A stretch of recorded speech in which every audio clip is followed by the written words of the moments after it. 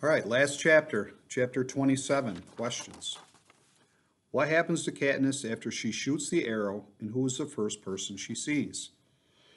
2, where is Katniss now, and what does she do? 3, who does she see next, and describe what she sees? 4, who is Katniss looking for, and what does she want to do? 5, what 3 people does Katniss hear talking? 6, what was the plan for the quarter quell, and who was part of it? 7, what does Katniss realize about Joanna? 8, what do these people tell Katniss about herself? 9, what has happened to Peeta? And 10, what does Katniss learn about her district? All right, chapter 27. Everything seems to erupt at once. The earth explodes into showers of dirt and plant matter. Trees burst into flames. Even the sky fills with brightly colored blossoms of light. I can't think why the sky is being bombed until I realize the game makers are shooting off fireworks up there while the real destruction occurs on the ground. Just in case it's not fun watching the obliteration of the arena and the remaining tributes, or perhaps to illuminate our glory ends. Will they let anyone survive? Will there be a victor of the 75th Hunger Games? Maybe not. After all, what is this quarter quell? But what was it? President Snow read from the card. A reminder to the rebels that even the strongest among them cannot overcome the power of the capital. Not even the strongest of the strong will triumph. Perhaps they never intended to have a victor in these games at all. Or perhaps my final act of rebellion forced their hand. I'm sorry, Peeta, I think. I'm sorry I couldn't save you. Save him? More likely I stole his last chance at life, condemned by him by destroying the force field. Maybe if we had all played by the rules, they might have let him live. The hovercraft materializes above me without warning. If it was quiet and a mockingjay perched close at hand, I would have heard the jungle go silent and then the bird's call that precedes the appearance of the capital's aircraft. But my ears could never make out anything so delicate in this bombardment. The claws drops from the underside until it's directly overhead. The metal talons slide under me. I want to scream, run, smash my way out of it, but I'm frozen, helpless to do anything, but fervently hope I'll die before I reach the shadowy figures awaiting me above. They have not spared my life to crown me victor, but to make my death as slow and public as possible. My worst fears are confirmed when the face that greets me inside the hovercraft belongs to Plutarch Heavensby, head game maker. What a mess I have made of this beautiful games with a clever ticking clock in the field of victors. He will suffer for his failure, probably lose his life, but not before he sees me punished. His hand reaches for me, and I think to strike me, but he does something worse. With his thumb and his forefinger, he slides my eyelids shut, sentencing me to the vulnerability of darkness. They can do anything to me now, and I will not even see it coming. My heart pounds so hard the blood begins to stream from beneath my soaked moss bandage. My thoughts grow foggy. Possibly I can bleed to death before they can revive me after all. In my mind, I whisper a thank you to Joanna Mason for the excellent wound she inflicted as I black out. When I swim back into semi-consciousness, I can feel I'm lying on a padded table. There's the pinching sensation of tubes in my left arm. They're trying to keep me alive because if I slide quietly, privately into death, it will be a victory. I'm still largely unable to move, open my eyelids, raise my head, but my right arm has regained a little motion. It flops across my body, feeling like a flipper. No, something less animated, like a club. I have no real motor coordination, no proof that I even still have fingers. Yet I manage to swing my arm around until I rip the tubes out. A beeping goes off, but I can't stay awake to find out who it will summon. The next time I surface, my hands are tied down to the table, the tubes back in my arm. I can open my eyes and lift my head slightly, though. I'm in a large room with low ceilings and a silvery light. There are 2 rows of beds facing each other. I can hear the breathing of what I assume are my fellow victors. Directly across from me, I see Beatty with about 10 different machines hooked up to him. Just let us die, I scream in my mind. I slam my head back hard on the table and go out again. When I finally truly wake up, the restraints are gone. I raise my hand and find I have fingers that can move at my command again. I push myself to a sitting position and hold on to the padded table until the room settles into focus. My left arm is bandaged, but the tubes dangle off stands by the bed. I'm alone except for Beatty, who still lies in front of me, being sustained by his army of machines. Where are the others, then? Peta, Finnick, and Orbria, and one more, right? Either Joanna or Chafe or Brutus was still alive when the bombs began. I'm sure they'll want to make an example of us all. But where have they taken them? Moved them from the hospital to prison? Peta, I whisper. I so wanted to protect him. Am still resolved to. Since I have failed to keep him safe in life, I must find him, kill him now before the capital gets to choose the agonizing means of his death. I slide my legs off the table and look around for a weapon. There are a few syringes sealed in sterile plastic on a table near Beatty's bed. Perfect. And all I'll need is air and a clear shot at one of his veins. I pause for a moment, consider killing Beatty. But if I do, the monitors will start beeping, and I'll be caught before I get to Peta. I make a silent promise to return and finish him off if I can.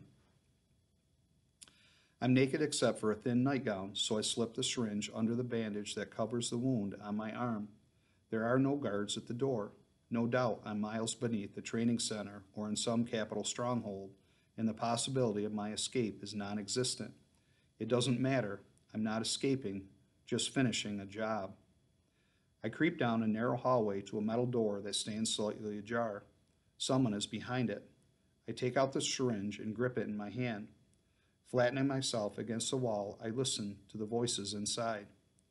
Communications are down in 7, 10, and 12, but 11 has control of transportation now, so there's at least a hope of them getting some food out. Plutarch Heavensby, I think, although I've only really spoken with him once. A hoarse voice asks a question. No, I'm sorry, there's no way I can get you to 4, but I've given special orders for her retrieval, if possible. It's the best I can do, Finnick. Finnick, my mind struggles to make sense of the conversation, of the fact that it's taken place between Plutarch Heavensby and Finnick. Is he so near and dear to the capital that he'll be excused his crimes, or did he really have no idea what Beatty intended? He croaks out something else, something heavy with despair. Don't be stupid. That's the worst thing you could do. Get her killed for sure. As long as you're alive, they'll keep her alive for bait, says Haymitch. Says Haymitch? I bang through the door and stumble into the room. Haymitch, Plutarch, and a very beat-up Finnick sit around a table laid with a meal no one is eating. Daylight streams in the curved windows, and in the distance I see the top of a forest of trees. We are flying. Done knocking yourself out, sweetheart, says Haymitch, the annoyance clear in his voice. But as I careen forward, he steps up and catches my wrist, steadying me. He looks at my hand. So it's you and a syringe against the capital? See, this is why no one lets you make the plans. I stare at him uncomprehendingly. Drop it. I feel the pressure increase on my right wrist until my hand is forced to open, and I release the syringe. He settles me in a chair next to Finnick. Plutarch puts a bowl of broth in front of me, a roll, slips a spoon into my hand. Eat, he says in a much kinder voice than Haymitch used. Haymitch sits directly in front of me. Katniss, I'm going to explain what happened. I don't want you to ask any questions until I'm through. Do you understand? I nod, numbly. And this is what he tells me. There was a plan to break us out of the arena from the moment the quell was announced. The victor tributes from 3, 4, 6, 7, 8, and 11 had varying degrees of knowledge about it. Plutarch Heavensby has been, for several years, part of an undercover group aiming to overthrow the capital. He made sure the wire was among the weapons. Beatty was in charge of blowing a hole in the force field. The bread we received in the arena was code for the time of the rescue. The district where the bread originated indicated the day. 3. The number of rolls the hour. 24.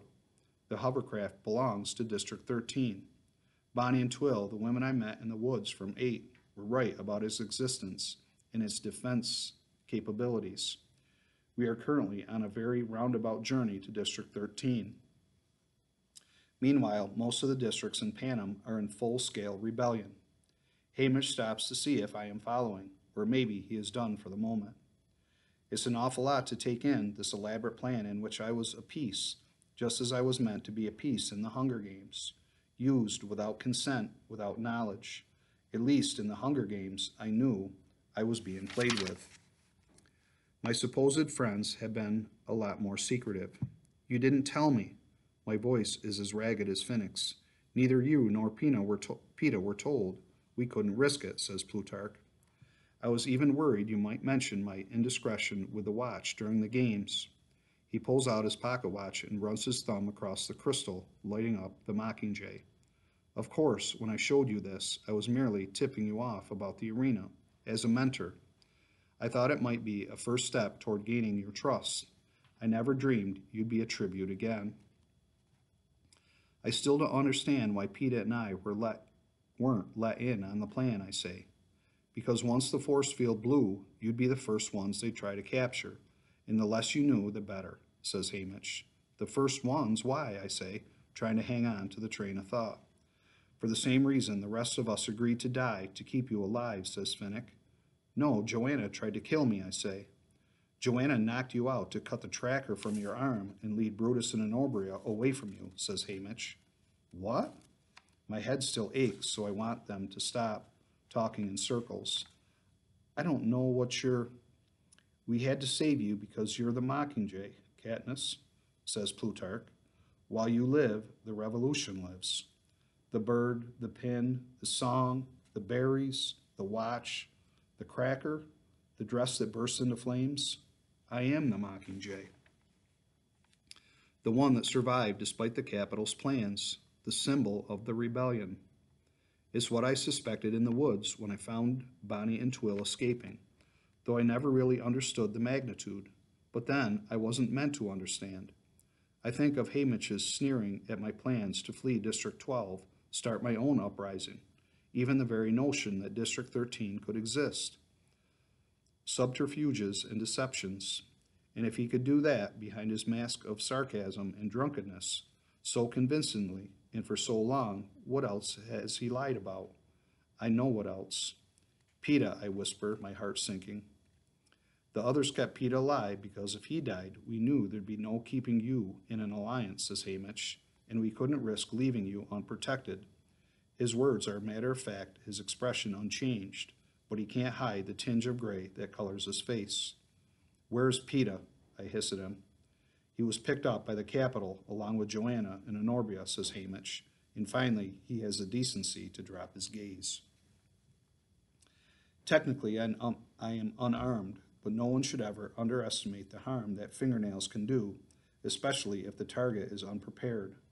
I lunge across the table and rake mine down Hamish's face, causing blood to flow and damage to one eye. Then we are both screaming terrible, terrible things at each other, and Finnick is trying to drag me out. And I know it's all Hamish can do not to rip me apart, but I'm the Mockingjay. I'm the Mockingjay, and it's too hard keeping me alive as it is. Other hands help Finnick, and I'm back on my table, my body restrained, my wrists tied down, so I slam my head in fury again and again against the table. A needle pokes my arm, and my head hurts so badly I stop fighting and simply wail in a horrible, dying animal way until my voice gives out. The drug causes sedation, not sleep, so I'm trapped in a fuzzy, dully aching misery for what seems like always. They reinsert their tubes and talk me into soothing voices that never reach me. All I can think of is Peta lying on a similar table somewhere while they try to break him for information he doesn't even have. Katniss, Katniss, I'm sorry. Finnick's voice comes from the bed next to me and slips into my consciousness. Perhaps because we're in the same kind of pain. I wanted to go back for him and Joanna, but I couldn't move. I don't answer. Finnick Odair's good intentions mean less than nothing. It's better for him than Joanna. They'll figure out he doesn't know anything pretty fast, and they won't kill him if they think they can use him against you, says Finnick. Like bait? I say to the ceiling. Like how they'll use Annie for bait, Finnick? I can hear him weeping, but I don't care. They probably won't even bother to question her. She's so far gone.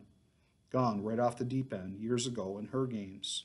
There's a good chance I'm heading in the same direction. Maybe I'm already going crazy and no one has a heart to tell me. I feel crazy enough. I wish she was dead, he says. I wish they were all dead, and we were too. It would be best. Well, there's no good response to that. I can hardly dispute it, since I was walking around with a syringe to kill PETA when I found them. Do I really want him dead? What I want is to have him back. But I'll never get him back now. Even if the rebels' forces could somehow overthrow the Capitol, you can be sure President Snow's last act would be to cut PETA's throat. No, I will never get him back. So then, dead is best. But will PETA know that, or will he keep fighting? He's so strong and such a good liar. Does he think he has a chance of surviving? Does he even care if he does? He wasn't planning on it anyways. He had already signed off on life. Maybe if he knows I was rescued, he's not. Maybe if he knows I was rescued, he's even happy. Feels he fulfilled his mission to keep me alive. I think I hate him even more than I do Haymitch. I give up, stop speaking, responding, refuse food and water. They can pump whenever they want into my arm, but it takes more than that to keep a person going once she's lost the will to live. I even have a funny notion that if I do die, maybe PETA will be allowed to live. Not as a free person, but as an AVOX or something, waiting on the future tributes of District 12. Then maybe he could find some way to escape. My death could, in fact, still save him. If it can't, no matter.